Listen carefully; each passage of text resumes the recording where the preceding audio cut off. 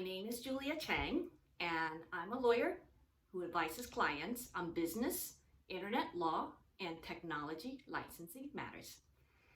The reason I'm making this video is typically for new clients, we will have in-person meetings. However, with the pandemic, unfortunately, it is not a good idea to meet in person. However, it's very important to hire a good lawyer for your team. It is just like hiring a good doctor. And so, if you don't hire a good lawyer or a good doctor, it just make your life more complicated. And you wonder, why is it that I even hired this law firm? So anyway, but unfortunately, because everything being remote these days, you have to go, to do some Google research, and then you can visit the websites of the law firms. You can read the lawyers' bios, and so what you see is actually like a static photo with a list of qualifications and client testimonials. But still, at the end of all that information, you ask yourself, sometimes you may ask yourself, is a lawyer even real? Or, law firm, whether or not it's a good fit with my company. So hopefully with this video, I can provide you with more information about our firm and my practice, and so you can make a better and more informed decision.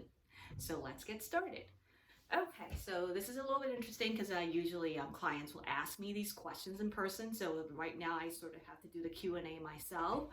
And typically, the first questions that clients will ask, so what type of clients do you work with in terms of size and industry?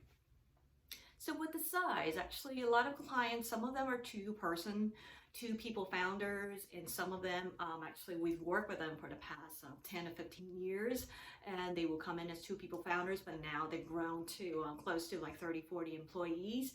And it's really heartwarming seeing them, and then in the beginning, like just grow like a seed, turn into a tree with strong tree branches.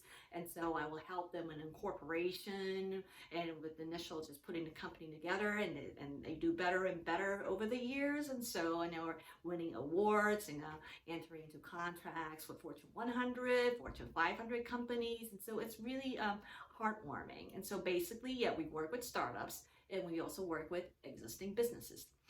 And then in terms of like the industry, so most of our clients actually, they generate revenues from intellectual property assets. Assets can be software, can be content, and they can also be technology service providers or software as a service, for example, infrastructure as a service. And some specifics can be like, for example, mobile apps companies. And we also have companies, clients who are in the educational technology field, who build platforms to help kids with virtual learning.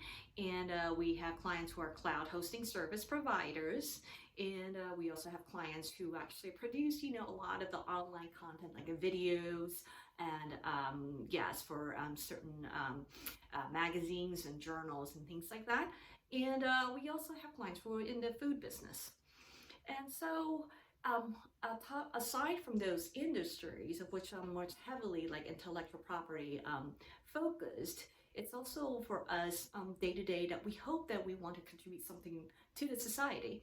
And we're chained to our desk every day, but we do dedicate a special area to nonprofit. Because as ironically as it sounds, it's actually the laws are very complicated when it comes to doing nonprofit. And so it's actually a little bit difficult to do some good these days. And so we do dedicate special area to nonprofit. So that's the first question clients will ask, what type of clients you work with. And then another very popular question will ask, so Julia, how is it working with your firm, working with your lawyers? And so typically, like a day-to-day, it's, we would answer some questions, emails from clients like, hey, Julia, we signed this contract, 2 months ago, and then there's this clause, and what does it really mean? Can you explain it to us? We will just, respond to those emails. Or sometimes, a certain law just got passed about data privacy. What does that mean? Do we have to update our terms of use, our privacy policy, and things like that? And so we respond to those emails. And also, actually, from time to time, we do check in with our clients, like, hey, by the way, these laws just went into effect when it comes to employees, independent contractor classification. And so how are we doing in that aspect? And so it's just like doctors, we check in with our clients from time to time. So that's one area. It's like the emails, correspondences, and there are also times when you just review like really simple contracts like NDAs or memorandum of understanding or term sheets, and then that just come, once in a while, and we look at them and then we turn it back, review it, and mark it up for our clients. And we also do like filings. We advise clients on trademark registrations. We do that, and we also do incorporations, and so LLCs, corporations in New York, California, Delaware, you name it. And the third area, which is our niche, is because our clients, it's a really heartwarming, they do better and better over the years, and so the contract gets more and more complicated, and then some of these contracts are with Fortune 100 companies. There's like 30 to 50 pages, licensing contracts, content distribution contracts, master services agreements, and so our role as a lawyer actually is to how do we break this contract down into digestible bites so we can present it to the client so they can make meaningful decisions, because there are only that many battles we can pick to fight. We actually, as most of my colleagues and I, we have experience in the big firms, and so our job is to allow our clients to speak to the Fortune 100 companies, how they can speak to each other. And so we are very good at communicating with the in-house counsel legal departments on the other side. And after all, the goal is to bring this deal to the finish line with an eye for future collaboration. And so we don't want to, want to make sure that the deal is something that is that makes economic sense, and it does not expose our clients to more risk and liabilities as warranted, because these days a lot of businesses are global, so anything you do for some reason you're just subject to laws of all these different countries, and so we just have to weigh and balance the benefits and the risk. And so that's one. And so other than answering emails, review some simple contracts, do filings, review long contracts, unfortunately, there are times when we do have to consider litigation, and so that is regular. It happens in the life of a business cycle. So when we do litigation, the first thing is we decide, why are we doing this? The intention, and so what do we hope to achieve?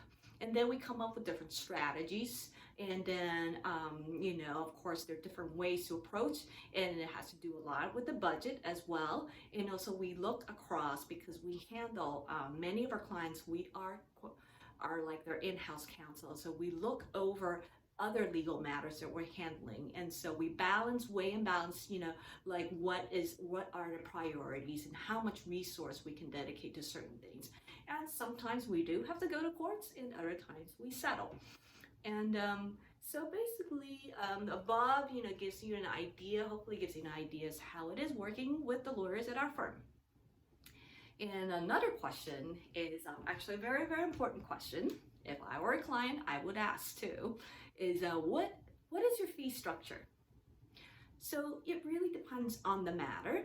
And when it's like something that's straightforward, like incorporations and or trademark filings, or reviewing NDAs, or preparing simple contracts like employment contracts and agreements, we do provide a flat flat fee. Okay. And for a certain contract review, then we'll take a quick look at it, and we'll provide client with an estimate.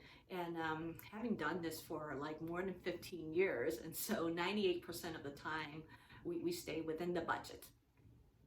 There's one category of which we do have to go hourly, and that's comes with like contract negotiations, because we do not know. We do not know how the other side will respond, and how they will respond to our ask and our comments and questions like that. And last but not least, we have many clients companies that have ongoing matters month to month, and so as their general counsel outsourced, we work with them on a monthly retainer model.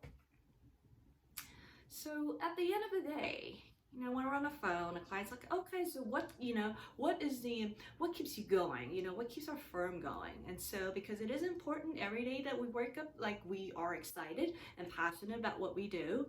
And so far, we're very fortunate, my colleagues and I, we're all very, it's just like we enjoy our jobs. And because the mission of our firm is, law is a very complicated field and it's ever changing. And most of the time, it affects companies large and small. So in other words, regardless of how small you are, sometimes you have to stay in compliance with those complicated rules and laws. And especially if you were to work for big companies. So having worked at the big firms, my colleagues and I, we made it a mission that to make sure, hopefully we can, that to apply law, make sure that it's not just a luxury of which big corporations can benefit, but we would like to turn law into something that is a tool to help small businesses thrive and prosper, just like our practice has been. Thank you so much for taking the time to watch this video. And if you have any questions, feel free to visit our website, CyberlawStudio.com, and drop us an email, drop me an email, and I'm very easily reachable by email. I'm glued to my laptop. And in the meantime, sincerely wish you, your family, your loved ones, and your colleagues safe and well. Thank you. Be well.